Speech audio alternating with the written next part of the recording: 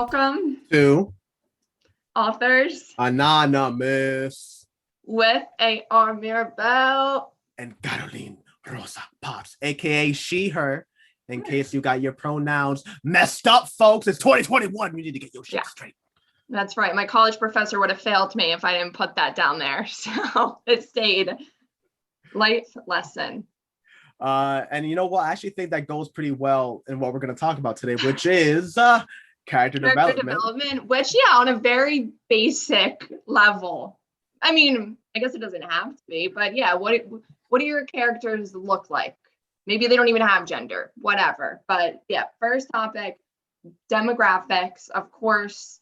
Just describe your characters. I mean, however detailed you want to make it, whatever, but some knowledge for your reader to be like, oh, this is what the main character looks like. That's how you paint an image in their head.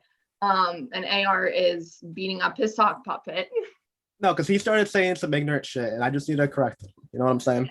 Don't want to be ignorant when describing your characters. Yeah. I just also want to say that any comments that my sock mates are not what is felt by the Authors Anonymous podcast, nor AR Mirabal, nor the company of Neotino. That is, he's his own entity. All right. He says some wild shit on Twitter, but that's not me. But going off of that, I actually I want to bring up almost a critique actually that Carolyn gave me. I gave her the first chapter. Well, the first thing that I sent her was more of a prologue than a chapter. Mm-hmm. But basically, I sent her the first workings of Iris of Mercy, which is book 2 of Allegory of the End. Well, in the book 2 of Death of Order series, whatever you want to call it. So one of the things that she told me that when she got down to the end, and to be fair, it's a very prosy chapter, I guess if you want to call it like that. There's not much dialogue. I'm sure Carolyn can easily attest to that. But there are quite literally 5 lines at the very bottom. And one of the critiques that Carolyn gave me, among other really good ones, decent ones, let's not get crazy. They were great. They were all right. But one of the ones that actually really took back and thought there was a good critique was you saying that a lot of my characters had a similar voice. Well, I can't say a lot of them, which are the 2 people that were in the dialogue at the end of the chapter. And at first, obviously, as you do with anything, it's like somebody making fun of your kid. You're just like, hey, no, my kid's perfect, right? But then you start dialing. It's like, oh, you know what? Maybe he does look at people a little weird. I mean, maybe take him to a psychologist or something. But you check it out. Yeah, it's like, he actually is acting a little odd. But the same way I stepped back and was like, you know what? Even though they are in an argumentative scene, meaning they both will have the same type of emotion, not everyone responds to the same and to emotion that way. Not everyone is snappy. There's more people that are more reserved, even though they have those emotions lingering. So that is one of those things that, again, goes into demographics and diversity, because not only do you have to make your characters look different and feel different, but they need to talk differently and express emotions in a different way, which is, again, just looking at my own critique of what Carolyn gave me and just being able to look back at my own work introspectively without having putting my own emotions into it like it's my baby. I understood that even though the characters were different, I think I even described one of them as a lanky brunette and the other one as a talking bicep. So it's physically they look different, but still she was able to pick up on that their emotions were handled and perceived in a way that was similar. So again, that's just make sure and really lament on the idea that you have to make different characters and express them in different ways. Yeah. So like you said, they physically look different. And while that's important, just so your readers can mentally keep a tab of what the characters look like, speech and dialogue is a great way to show your character development. How is it they respond in certain situations? Yeah, like you said, it's not always going to be the same as every other character, because then that does get muddled in the reader's mind. They can't make that clear distinction, which is not good for the reader, but then also for your writing, it makes each and every character fall flat. It's not like the one character is flat, but the other ones are lively. If they all sound the same, they all have one common problem. So yeah, one way to showcase character development is with how they talk. And that can be things like maybe one of your character has a stutter, something in that, if you really want to get, I guess, detailed on it. But the emotion and how they talk differently, their thinking, how they internalize their dialogue. Do they have sub-thoughts, and what do they look like? That's a really good, if you're writing first person, you can actually get inside your character's head and showcase their internal dialogue and how they think. And that makes them more real, because as humans, we think. So you want to showcase that as well. And then, just how they interact with other characters too.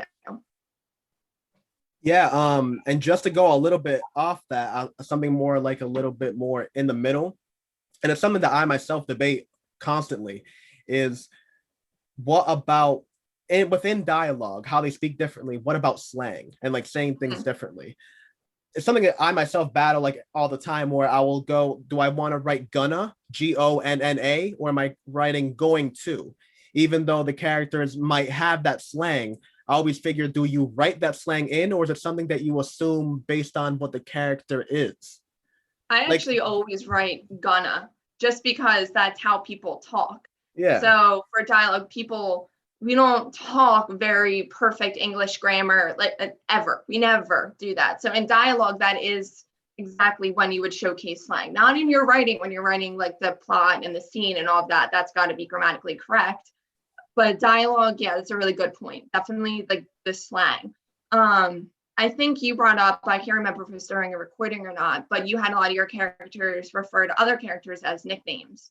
So that helps with character development. That gives them personality, because then like maybe their nickname came from an inside joke with the other characters or a funny story. So that just kind of adds more realness to their life. That may not be necessarily important for the plot, but it definitely adds depth to your character. And I guess not to whore myself out right quick with my own book, my own writing, because it sounds so fucking. But anyway, what I did in like one of my main characters, Jid, that's not his birth given name. Jid in itself is actually a nickname, and you don't find that out until you have a scene with his mother that he does like a some type of thing, and she goes like Jiddy and Hartha, like the same way that your mother like calls you by your full name. It's like da da da, right? And you're like, oh Jesus Christ, that's like your heart starts pumping out of nowhere. It's like, oh, where's the sandal coming from? I know it's about to hit me. I know a broom, something. I'm about to catch something. Right?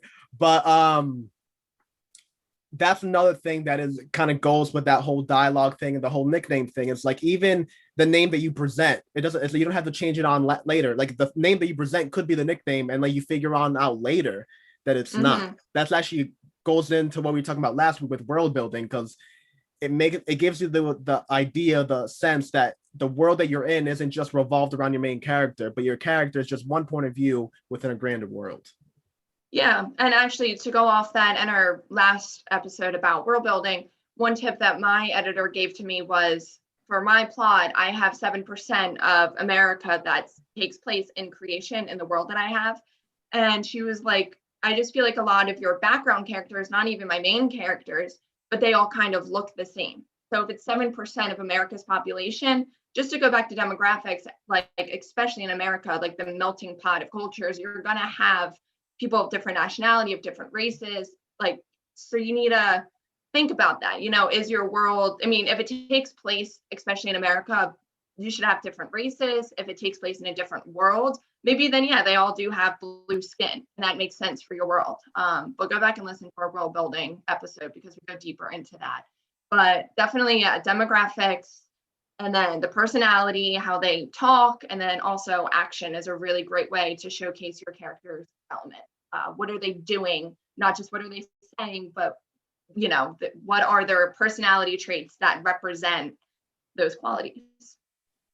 Yeah, just like in life, people can talk a lot of shit, but the main thing that you can really judge character on are actions taken or actions not taken.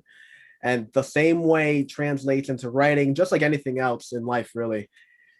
And on top of that, I think it's really interesting if you make that a point within your own writing, where a character talks a lot of XYZ, but then like the actions just like fall through. Or maybe like the opposite, where like they speak under themselves and then the actions go a little bit higher than expected. Those little, dips and dives in writing, I think, are what really flesh out a character in a way that's realistic. Just going, when you hop on Netflix and like you read, you watch whatever they have like latest going on, I'm immediately turned off if I see like a genre movie that has like a line that, like, if I watch any buddy cop movie and the trailer has the lieutenant that's like an older person saying, "Oh, I'm sick of this shit," I'm not watching that movie, because I've seen that character development. Yeah. Like you have to pick different routes in order to express the emotions that are happening to your characters in your world. Yeah, definitely. I mean, going back to like the personality, it's one thing to describe your character as brave or as strong, but like show me that. That really is another huge topic, the show don't tell. But one of the ways that you can do that, like maybe your character or your book, there's a part that your character has to act quick. It's the type of thing where he has to lift a car off a baby that got hit or something. It's one thing to be like, oh, he was so brave, he jumped in front of that car and stopped it. Like, show me him rushing in front of that car, the sweat beating down, and then his muscles protruding as he lifted a car 5 times heavier than he is, probably more than 5 times, but you get the point. That will stick with the reader a lot more, with showing what your character does. And yeah, you made a great point too, that maybe your character doesn't say a lot, but they are the doer. Everybody kind of knows that type, like very quiet, but makes big moves. And that is exactly as it sounds. That's described in their actions. So knowing your character's personality, if you want them to be brave, you have to make them do brave things. If you want them to be scared, you have to write them crying in a corner at a time when they should be fighting. Just those certain actions. And kind of going off that too, like motivation is a huge thing then that plays into how they act, if you want to talk about motivation and what that means. Make a really good point. And not only that, but like again, everything that when it comes to action versus dialogue, the ways that you can manipulate that type of dichotomy. I mean, like I think it bleeds really well into romance, where especially now with the huge boost that there is with romance and erotica, is that I feel like a lot of people like ham it up those scenes of like romance of like a one person like portraying what's the word, like confessing their love to another, and then it's being reciprocated and all this like magical ship and reality. I think love are like the very small nuances, and I think if you capture that element, that speaks like if you within half a paragraph can convey something that is just an emotion of love, like like you selfishly 100% just thought of a person when you should have been thinking about the other person, that to me speaks way higher, way more volumes than you giving me 5 paragraphs of lottie-dottie, we're going to be together forever type shit. Yeah, no, definitely. That's just info dumping. That's not character development. That's not even book development. That's like your outline, when you're getting all that information out there and then you go and you develop the plot and the characters and you learn or see how to divvy it up and make it work. That's wishful thinking right there. That's what that is.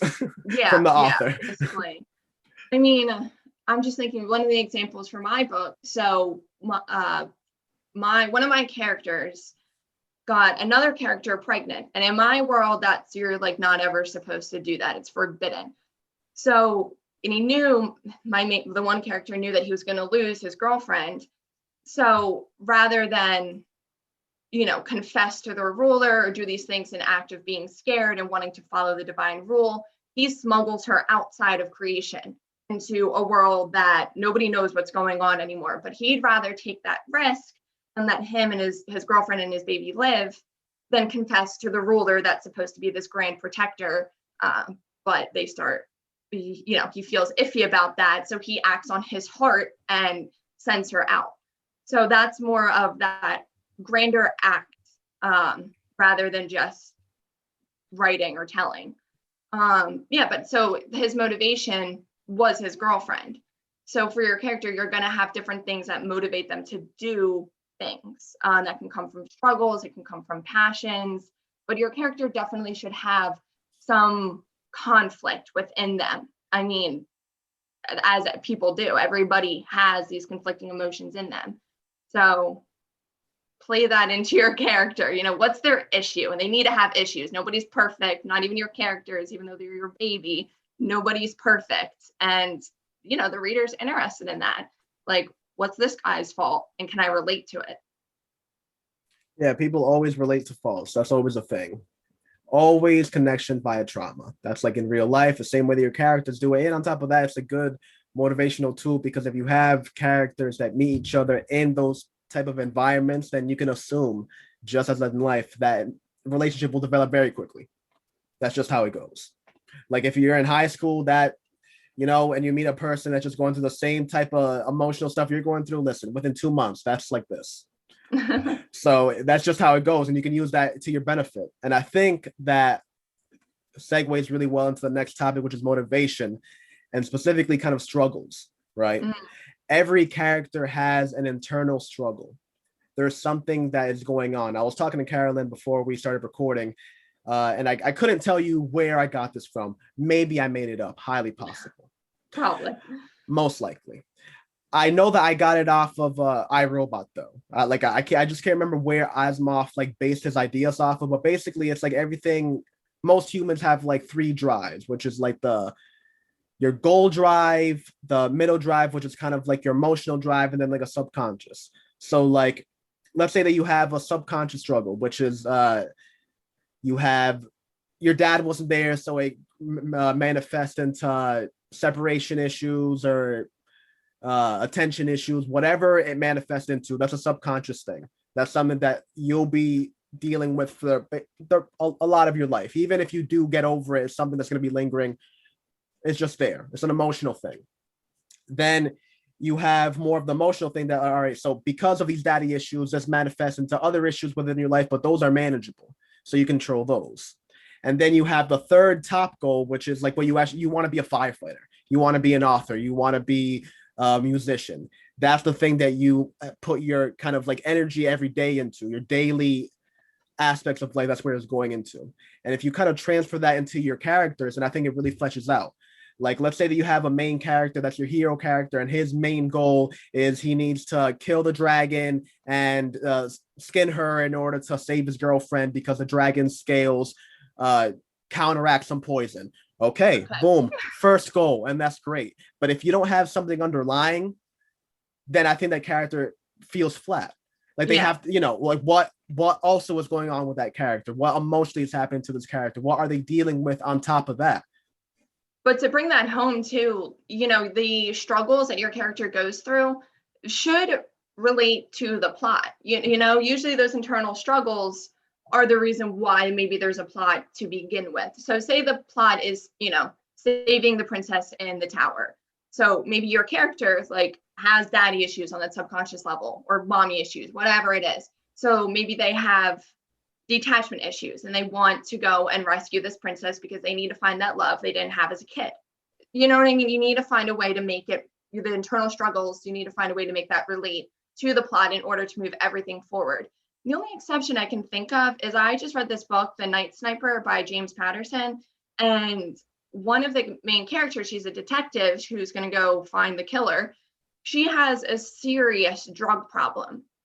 And I don't see how that's related to her catching the killer. I mean, James Patterson is not an indie publisher, so I can't give too much advice on why that worked or how he made it work. He could have just had money and that's how he made it work. But I think it's much more deeper and interesting to the reader when they can see that character's internal struggles or battles work out with the story and the plot. Not just throw it in there for the sake of throwing it in there for depth, but how is it going to push your story and bring everything together in a nice bow.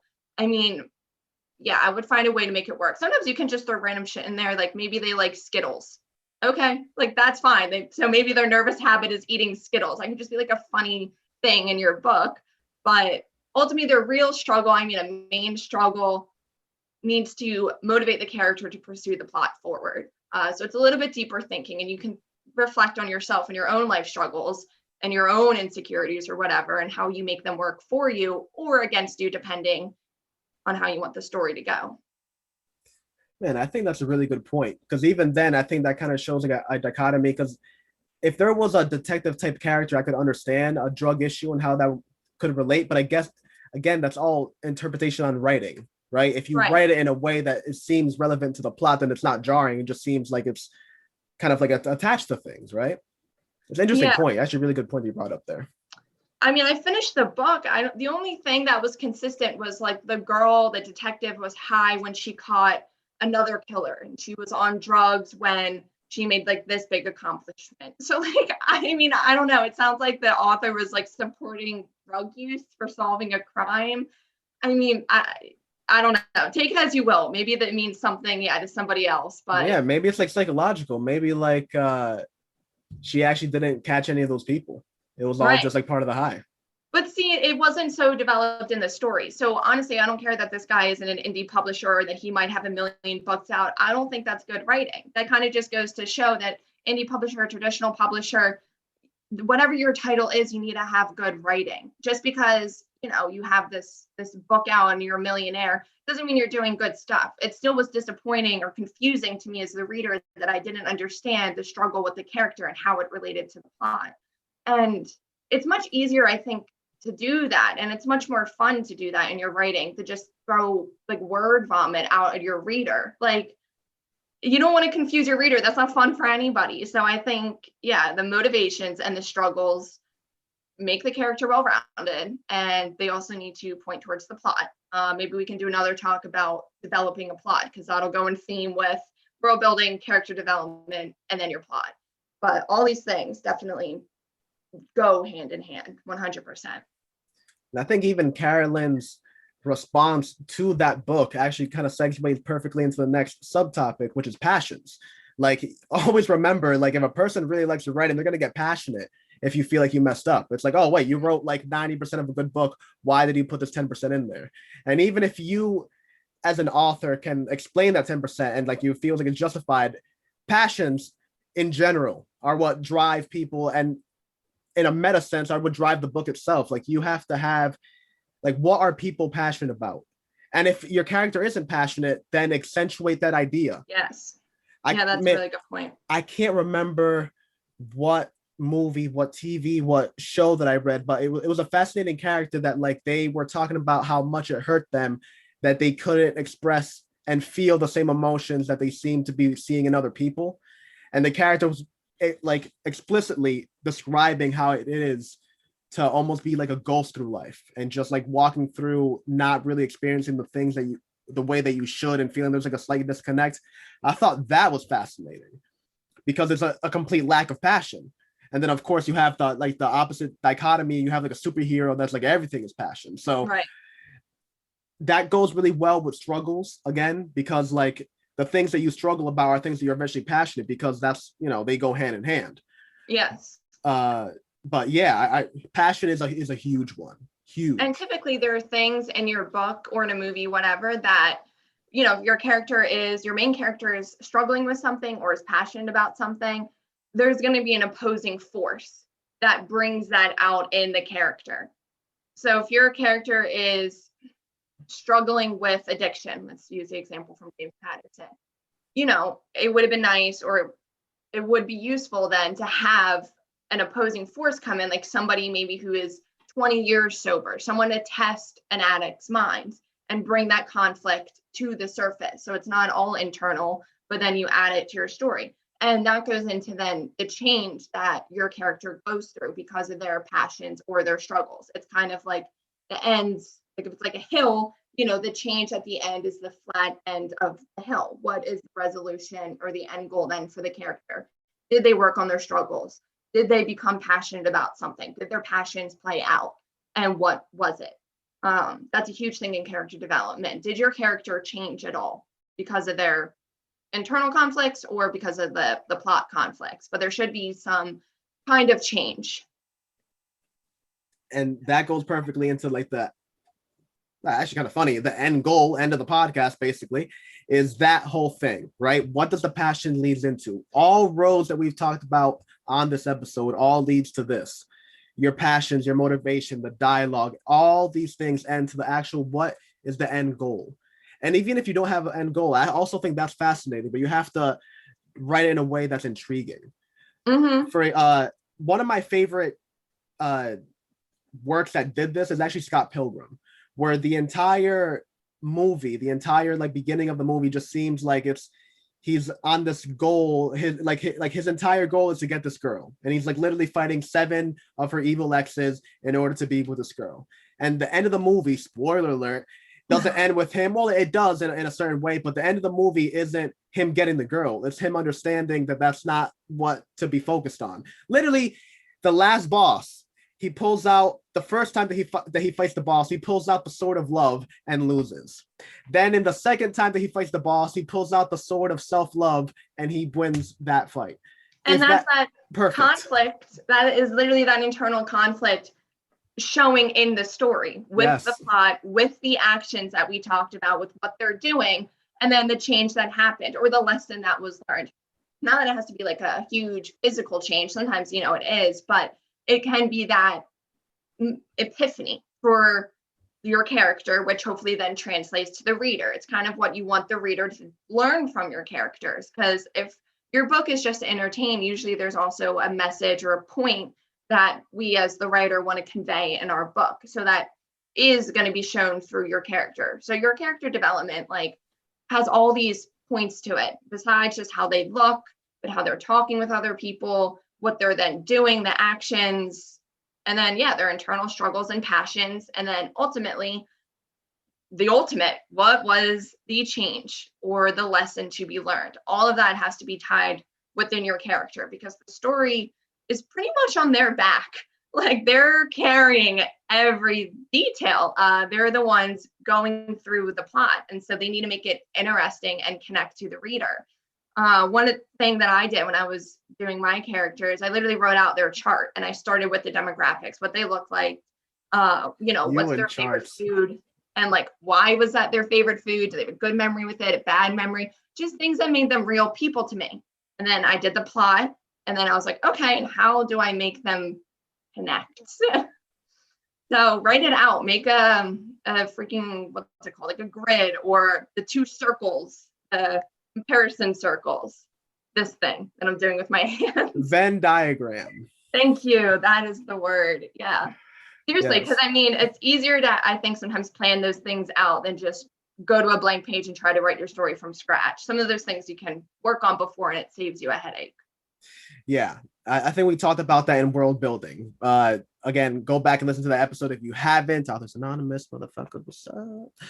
But again, yeah, definitely write as much as you can out. Just understanding, like, I know a lot of people say this, so this isn't going to be like world shattering at all, but I actually like to go to the end goal first and then backwards.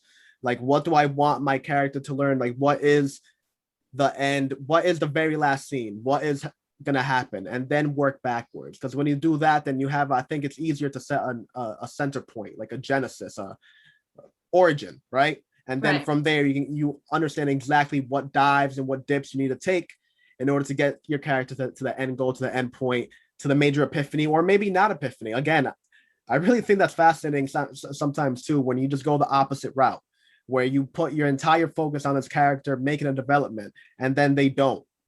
And maybe the end of it is like the interpretation of the reader. It's like, oh, maybe sometimes there's not a reason. And you just gotta, it's like the what is that quote? Sometimes it's not the end goal, it's just a journey. Maybe that, like, you can write it in a way that's literal to that.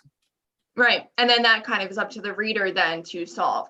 Though I think to keep it simple, or maybe until you have many years experience in writing books, but if this is like your first book that you're writing, try to have them have an end goal, because it's easier for you just to get in the feel and practice of writing. And then you can explore the whole mystifying, oh, but what if there's not anything?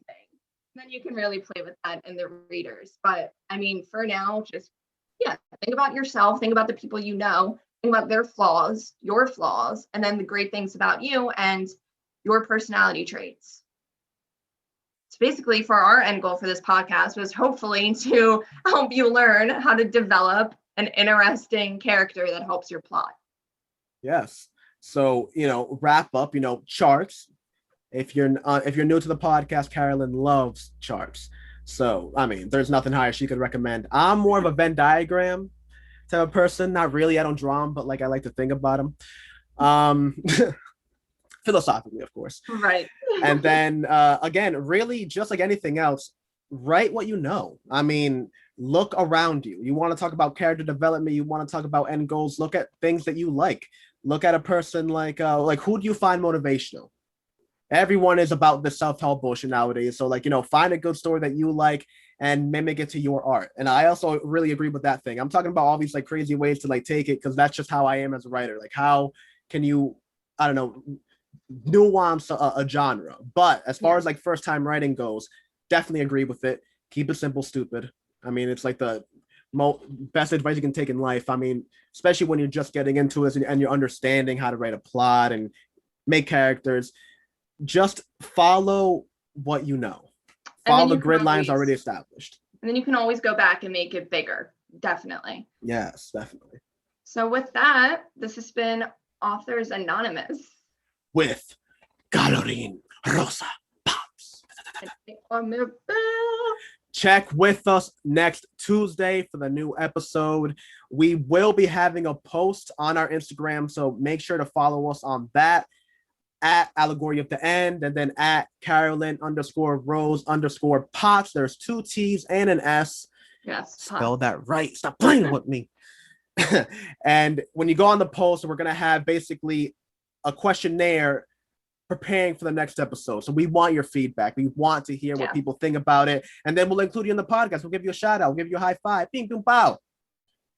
But yeah, tell us how you developed your characters. What did you do? Tell us about your characters. One of the things that we keep talking about that we're definitely going to do is get a hat, put your characters in a hat, put someone else's plots in a hat, and make a story out of it. So, give us something to work with. Give us the details of your characters. Tell us what kind of Skittles they like. I want to know. Yeah, the anxious tick of always eating green Skittles. That's the next one. That's going to be the next Detective Green Skittle. And with that, this is the end of the podcast. MFs, peace out. Bye.